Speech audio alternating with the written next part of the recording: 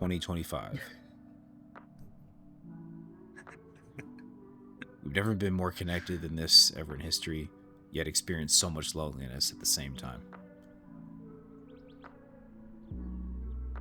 What's up, y'all? Hey, so today I want to talk about loneliness.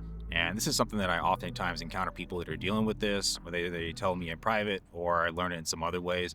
And so I wanted to talk about this today because I know it affects a lot of people, and not only a lot of people, but it's affected me most of my life, even up until this point, too. I want to bring you back a little bit. And the reason I want to tell you about myself here is that sometimes I think it helps to hear other people's perspectives, other people's stories, to understand that you're not alone and that some of the struggles you go through are completely normal, maybe just within your own specific lens, right? So for me, when I grew up, my father was in the military for 30 years. And so we moved a lot, especially in my earlier part of my childhood. And this affected me a lot too, right? I know a lot of people will look at this and think, this is great. You got to move to a lot of places, meet different people, see different countries and stuff. And that is a positive aspect to it, but it comes at a price. So when I was younger, this was before like MySpace, Twitter, Instagram, Facebook, all these things were around. So if you want to keep in touch with somebody, you had one option, and that was to take out a pen and paper, write them a letter, send it, and then hopefully get a reply in a couple of weeks, whenever that may come, right? But you can imagine being a kid, that is not really something easy to do. A lot of adults wouldn't keep up with something like that. And so you might have gotten one or two letters and that was it. So the first couple times when you move, you're like any other kid, right? You try to make friends, and then eventually you make some friends and you start to feel happy. You start to have some of the same hobbies and things you like to do with these people. But then what happens is inevitably when you have to pick up and move, you think, okay, well, I'm going to keep in touch with my buddy such and such, and it's going to be easy, and like we're such great friends, it's going to work. And then you move, and after a couple letters, that doesn't happen anymore. You start to feel a little bit alone because it's hurtful to think, right? Like this was my entire life. This is who I went outside, had fun, we played and played sports. We were on the playground doing stuff together. This is who we like talked about things and joked with and stuff. And all of a sudden, all of that is gone. And not only that, but you're in a new school.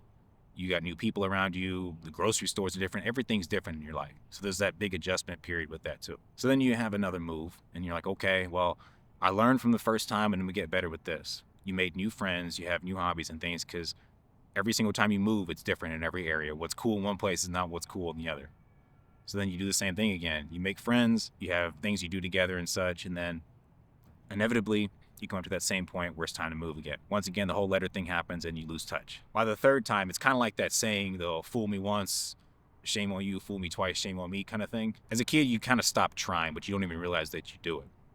And so you go from trying to live a normal childhood and just have friends and doing things like this to getting to a point where you just try to protect yourself because you understand that if I do this again, I'm just going to get hurt.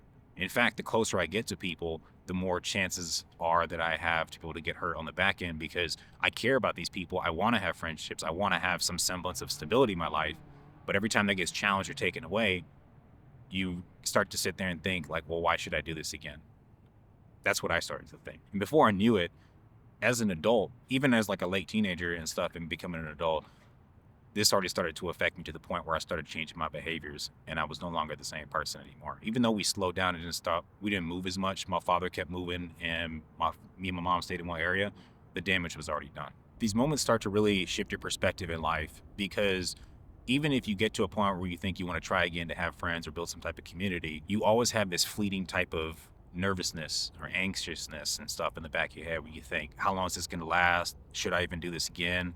I really don't want to go back to feeling hurt and feeling what it feels like to have your life completely ripped out from underneath you. And so after a while, you start to self-isolate and you create the loneliness for yourself to a certain extent, right? Some of it can be brought on by society and different means and things that happen. But as a protective mechanism, I started to do this because it was really difficult to imagine making friends or other close acquaintances and such in my life only to have that ripped out from underneath me again. I think this is one of the interesting things when you look at loneliness, right? Because my situation is probably different than what yours is. And I think we can all become lonely for different reasons in our life. For me, I did it as a protection mechanism to kind of protect myself from feeling hurt and to go back down the same path of what I realized this had been happening to me when I was growing up. But for other people, it can be other reasons. Maybe you try to make friends and you've been in one area your whole life, but someone made fun of you or someone bullied you or did something to a point where it made you anxious and you don't want to try it again. I think it happens for many different reasons in our life. And that's what I meant in the beginning by saying that your lens is probably a little bit different than what mine is. And that's understandable. We're all different people and we go through different things.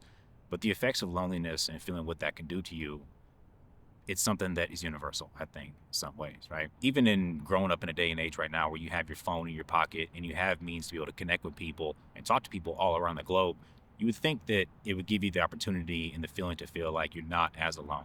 And I think some people utilize it in this way, right? Where we create online communities and we have ways to talk to each other, whether it's through social media, Discord, Zoom, any other ways and stuff to do that. There are healthy ways to use that. But I think on the bigger side of all this, I actually realized that even though we have more means to stay connected, we still have this issue of loneliness that exists within our society. As to what to do with this, I'm not really sure what the exact solution is. And I'm not necessarily making this video to give a universal solution because I don't think something like that exists for people. Instead, what I think can start to help the problem is by talking about it a little bit more, right? Like, it's not easy for me to sit here and talk about this stuff, but my entire platform exists here to try and make people feel like they're less alone with whatever struggles they're going through. My whole motto is trying to encourage other people. And I go about that from different ways. But one of the biggest things that has ever helped me is hearing other people's stories that were similar to mine, or even if they weren't completely similar, close enough to the point where it made me feel like, okay, I'm not crazy for feeling the way that I do. Life's hard and there's oftentimes struggles that we come into contact with, but I think so much of us try to protect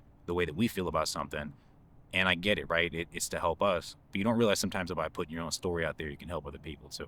And that's what the whole point of this video is. I think there's a pretty good chance that if you're sitting there watching a video like this, you probably had moments in your life where you felt completely alone. Maybe you continue to feel alone right now.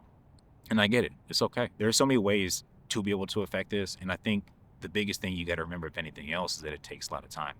If it took you 10 years to get to the point where you are right now feeling lonely, you can't expect to just flip it overnight and have it all change. And that's one of the things I've had to constantly remind myself of as well. In this point in my life, and I mentioned this in one of my other videos, I had a relationship that was a long-term relationship, and I was engaged, and that was a big part of my life. For like the last 10 years, that was a big chunk of my life.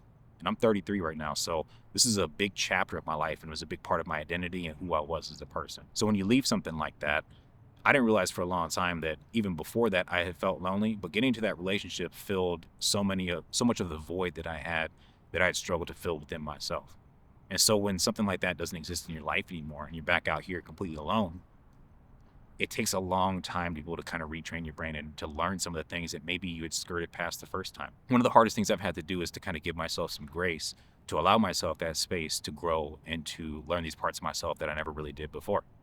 A big part of me having to move so much and having to do so many things is you start to become so adaptable that you kind of forget who you are as a person. In those earlier years before you move so much, you're yourself. You play with your friends, you hang out, and you do the things you like to do. But when you move so much, and every school is different, every area is different, the people are different, the customs are different, the cultures are different, nothing's the same. And so instead of getting bullied or made fun of everywhere else, you start to try to adapt. And to the point where sometimes you can lose who you are as a person on the inside. And I think I've seen people do this as a dangerous trap in some other ways too, right? Where you want to fit in, you want to have people around, you want to have some type of community, but instead of trying to find the right community, the right fit for ourselves, we find people that maybe aren't the most aligned with us, and we try to adapt ourselves instead. So even though you're around people, you're surrounded by others, you can still feel just as lonely. I grew up in a 2-parent household. Even though my dad was gone all the time, I felt lonely as if I was by myself the whole time. How is that possible, right? I think sometimes it's because we're misaligned in other ways we don't necessarily see. I know these things are really hard to talk about, trust me. It's not easy for me even sitting here and making a video about this, and this is entirely what I like to do, making videos, right? And oftentimes I get messages from people on Instagram or through my email that's linked to this account telling me about things or thanking me for things I've said. And it's hard for them to acknowledge this or say it in front of other people, and I get it. It's not an easy thing to talk about or to kind of be vulnerable and open up and talk about how you're feeling. And it took me a large part of my life to be able to get to the point where I'm at right now.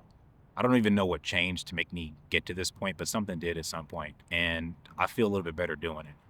Even though some people look at this as complaining or just talking and not doing anything, sometimes it helps just to get it out, right? And you should never be shamed for just being honest and telling people how you feel.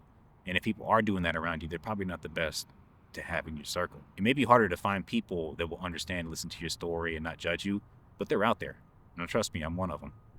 When I think about this channel, one of the biggest goals that I have one day on here is not just to amass an amount of subscribers or get a certain amount of views on a video and such, is to be able to actually create a community that doesn't pass on judgment, so that you feel like it's a safe space to actually be able to come out here and talk and be yourself too. Whether that's through the comment section, sending me an email about something that's on your mind you want me to talk about, DMing me on Instagram, giving me some ideas.